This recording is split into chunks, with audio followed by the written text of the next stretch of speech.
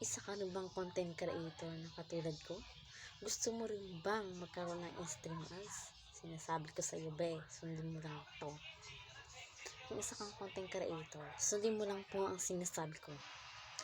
Una, mag-upload ka ng mga nakakahang video na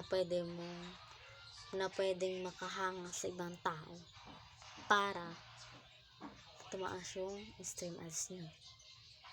Pagkatapos, mag-engage kayo kasi manood kayo ng video na 3 to 2 seconds kasi dagdag din yun ng 60k minutes of views mo.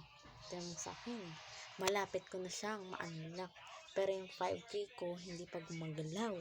So ayun na, kung gusto nyo mapadami ang sundin nyo lang to. Una, mag-engage kayo. Pangalawa, mag-upload ng long terms videos. Marami pa. Gumamit kayo ng hashtag. Basta maraming hashtag dyan na pwede nang gamitin na para pang-engage dyan. So, ayun guys. Ito lang ako natutunan. Pero may next tutorials pa.